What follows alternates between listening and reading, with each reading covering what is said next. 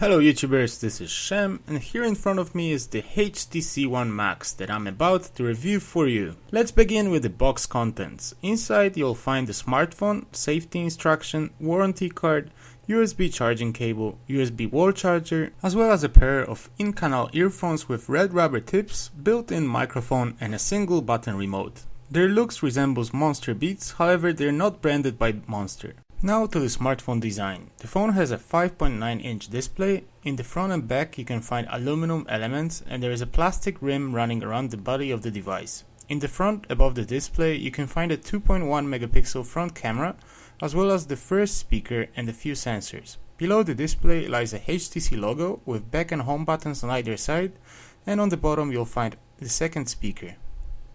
On the top right side of the phone lies the headphone jack, and to the left of it the IRDA port. On the right side of the phone you can find an aluminum switch to open the back cover, and on the left side of the phone lie aluminum power and volume buttons.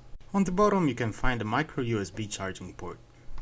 On the back of the phone is the 4 megapixel camera with ultra pixel technology and a high aperture. Next to the camera lies the LED flash, and below them the fingerprint scanner. Located centrally on the back is the HTC logo, and on the lower left you can find pogo pins which can work with dedicated accessories from HTC, such as the power flip case with built-in external battery.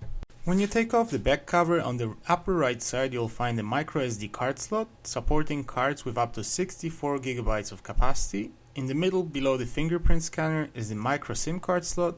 The phone has a built-in 3300 mAh battery which is not replaceable.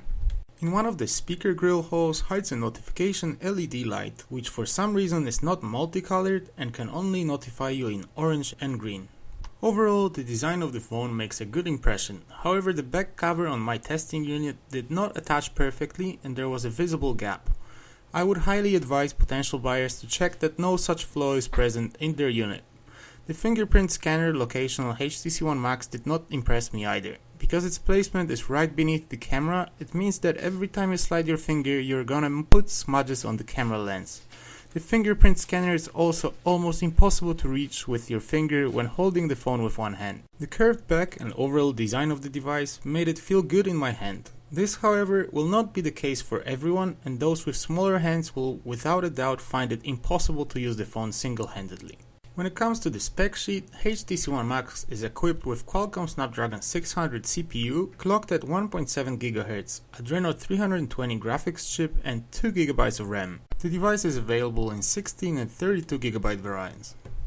You will also find FM radio with RDS, Bluetooth 4.0 LTE and NFC. The display on the phone has a resolution of 1080x1920, which gives the pixel density of 373 pixels per inch, and it's covered with scratch-proof Corning Gorilla Glass 3. The technology used in the display is Super LCD 3, and it has a great color reproduction, high brightness levels, as well as good viewing angles. The speakers on HTC One Max are without a doubt the best that I've ever heard on a smartphone or tablet. Their placement on the front of the device allows us to enjoy unmuffled sound while listening to music. The quality of the sound is phenomenal, both on the low and high end of the sound spectrum. There is no obvious distortion even at the highest volumes.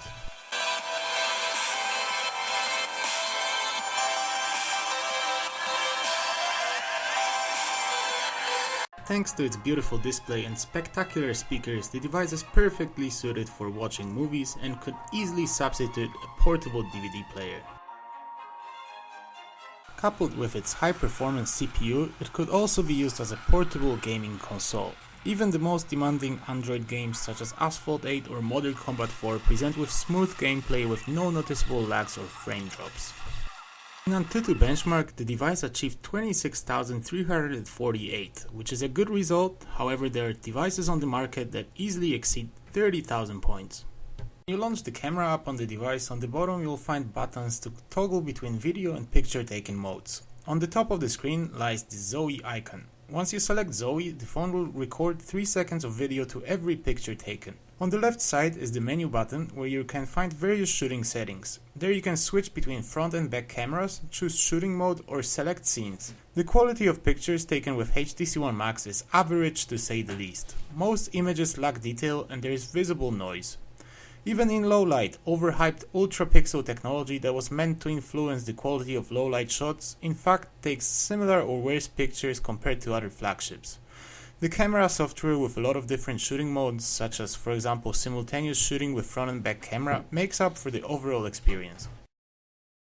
One of the features that I fell in love with on HTC One Max was the ability to create a video highlight from pre-selected images, videos and Zoes in the gallery. After selecting one of the 12 available themes, the software automatically arranges them into a video with cool visual effects and music.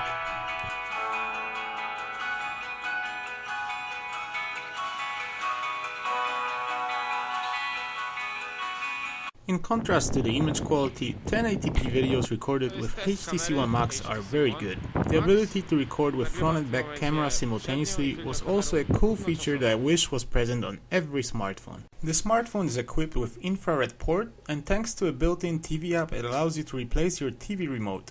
Configuration was extremely easy and took just a couple of seconds, after which I was able to control my TV. Although the app is called TV, in practice you can control any device that has a remote. I managed to configure the phone to control my mini Hi-Fi. To achieve that, all I had to do was follow the step-by-step instructions on the phone screen to program each button from my Hi-Fi remote on the smartphone while pointing the infrared sensor on the remote to the IR sensor on the phone. In phone settings, you'll find fingerprint scan settings. Here you can set screen unlocking using fingerprint or configure 3 different fingerprints to launch pre-specified apps. Unfortunately, the software does not let you block access to applications, and due to its limited functionality, the fingerprint scanner seems to be just a pointless gadget. HTC One Max currently works on Android 4.3 Jelly Bean, although an update to Android 4.4 KitKat is already being released in certain parts of the world. The phone has a modified Android with Sense 5.5 skin. On the main screen you can add what's called Blink Feed that will let you quickly access your Facebook, Twitter, Instagram accounts as well as read news or browse your calendar. Overall, the software on HTC One Max is visually pleasing and well made. The phone also has a wide spectrum of pre-installed apps, including a great note-taking app which will let you quickly create a schedule or shopping list, Polaris Office, which is a full office suite where you can read and create documents, spreadsheets and presentations, or a neat-looking voice recorder. When it comes to battery life, even during intensive use and constant internet connection, the phone lasted me a full day. An hour and a half of gaming on full screen brightness drained 30% of battery. In standby and with less intensive use, the phone can however last a lot longer.